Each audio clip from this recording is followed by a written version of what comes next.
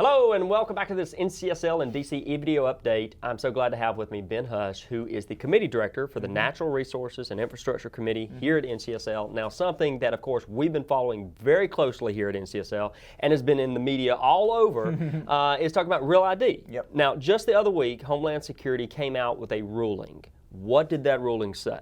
Sure. Last week, the Department of Homeland Security issued its implementation schedule for Phase 4 of RealID implementation. Why that's so important for our members is that it pertains to going through security at an airport, and beginning October 22nd, 2018, any U.S. resident wishing or that's going through security in an airport will need an ID from a compliant state.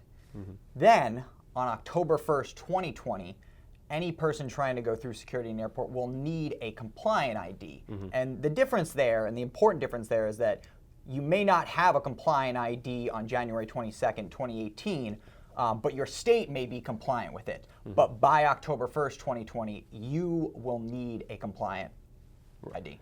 A lot of moving dates there. Yeah. So what are the implications for states? Sure. So first, and thank you for pointing that out, I do want to encourage folks to go to ncsl.org. We just basically took the ruling from DHS and tried to break it down into layman's terms. And so I would encourage everyone to go to ncsl.org so they can, remember those dates, because it is important that those dates really also don't occur for 2+ years. So this isn't something that folks have to rush out and get a new ID. I do want to stress that. But the implications for states. So currently there are actually 22 states and the District of Columbia are compliant with RealID as determined by Department of Homeland Security. We then have 23 states that have not yet been deemed compliant but have been given an extension. DHS has essentially said that these states are working towards compliance, and so we are giving them an extension in terms of their current status.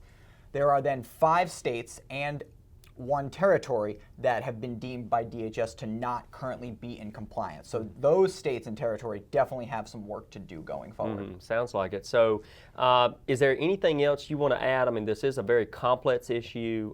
Is there anything that I've missed on this that you want to add to our members? So a couple things. First off, for all our members, I would definitely encourage you. We've actually set up a full briefing with DHS for Thursday, January 21st at 2 p.m. We're going to do a conference call briefing. So please check the website and please check your email, because we've been sending out emails about that. So I do want to make sure that if you have any questions specifically for DHS, that you join us for that, listen to what the briefing that DHS has, and ask any questions or concerns that you may have. And again, I would also stress that everyone go to the website. If you want to check regarding your state's compliance, we have that all there. We have a listing of any and all state laws that have been passed in regards to compliance with RealID. So it's a really great resource that I think our members should take a look at.